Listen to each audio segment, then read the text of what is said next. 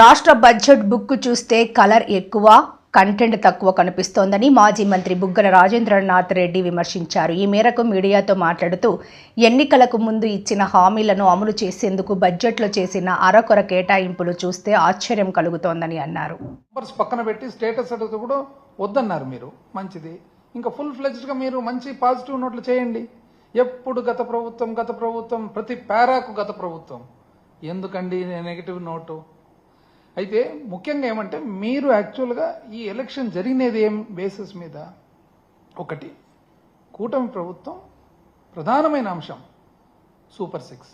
ఎందుకంటే మీరు ఇంటింటికి తిరిగి పేపర్ పెట్టుకొని దాని ఫారం ఫిలప్ చేసి ఇంటి పేరు ఇచ్చి ఆధార్ కార్డు ఇచ్చి తీసుకొని ఇచ్చి మొబైల్ మెసేజ్లు పంపించి ఇంకోటి చేసి నీకు 15, నీకు 18, నీకు 18, నీకు 20, నీకు 15 అని లెక్కలేసి ప్రతి ఇంటికి పోయి ఒకసారి కాదు ఎన్నోసార్లు పలుసార్లు ఇంటికి పోయి నీ ఇంటికి 1,00,000 వస్తుంది, నీ ఇంటికి 2 లక్షలు వస్తుంది, నీ ఇంటికి 3 లక్షలు వస్తుంది అంటే పాపం ప్రజలు కూడా నమ్మినట్టున్నారు.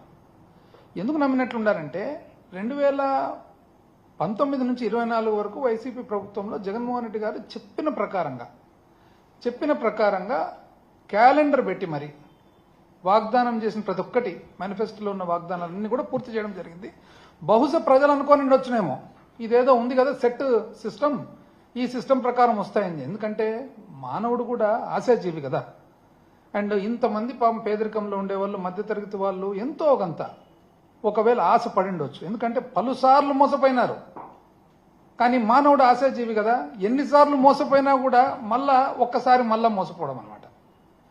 అంటే ఇది సహజంగా ఆలోచన ప్రకారము దీర్ఘ ఆలోచన చేసిన వాళ్ళు ఎవరు కూడా అంత సులభంగా నమ్మరు.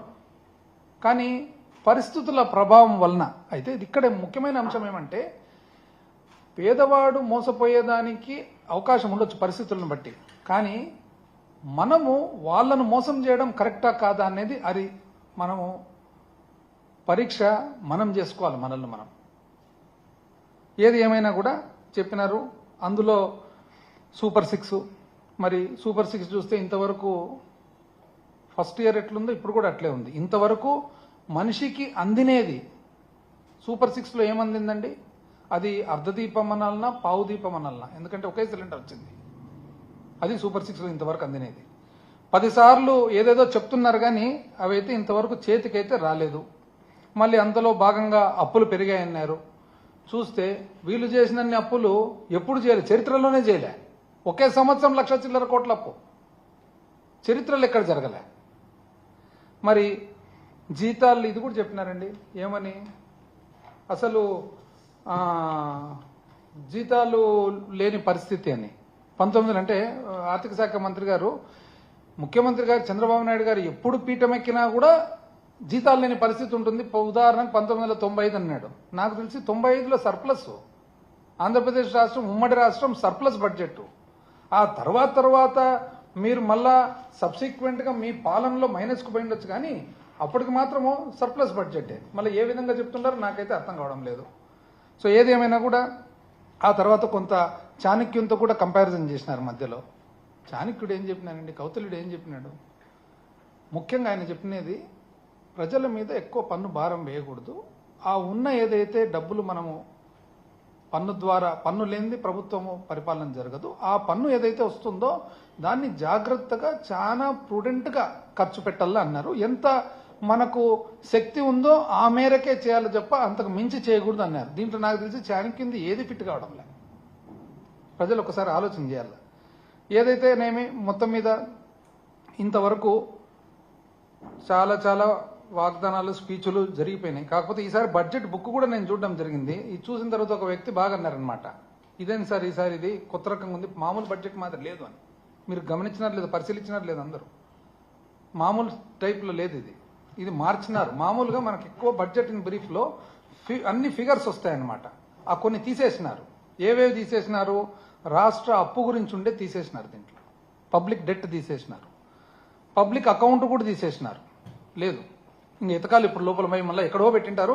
మెకనాస్ గోల్డ్ కదా ఎతికినట్లు మేము ఎతకాలన్నమాట. నెక్స్ట్ మళ్ళా దాని తర్వాత గ్యారంటీలు ఎక్కడున్నాయనేది కూడా, ఆ గ్యారంటీలు సహజంగా కూడా వాల్యూమ్ 5.2లో ఉంటాయి కాబట్టి చూసుకోవచ్చు. కాకపోతే ఈ రెండు దీంట్లో కూడా ఇస్తారు మామూలుగా. ఈసారి ఇవ్వలేదన్నమాట. అయితే ఒకరు మాత్రం బాగా చెప్పినారు, ఏమిది అంటే ఇదేదో కలర్ ఎక్కువ ఉంది సార్, కాకపోతే కంటెంట్ తక్కువ ఉంది అన్నారు అనమాట. బాగా చూస్తే కలర్ ఎక్కువ ఉంది, కంటెంట్ తక్కువ ఉంది అన్నారు. నేను కూడా చూస్తే అన్ని ఏదో గ్రాఫుల రూపంలో ఇచ్చినారు మొత్తం మీద. ఏది ఏమైనా కూడా ఒకటి, ఎప్పుడైనా మేము వైఎస్ఆర్సీపీ తరఫున జగన్మోహన్ రెడ్డి గారు కానీ మాకు, ఎందుకంటే మా సిద్ధాంతాలు రాజశేఖర రెడ్డి గారి సిద్ధాంతాలు కాబట్టి, సింపుల్ లివింగ్, సింపుల్ థింకింగ్.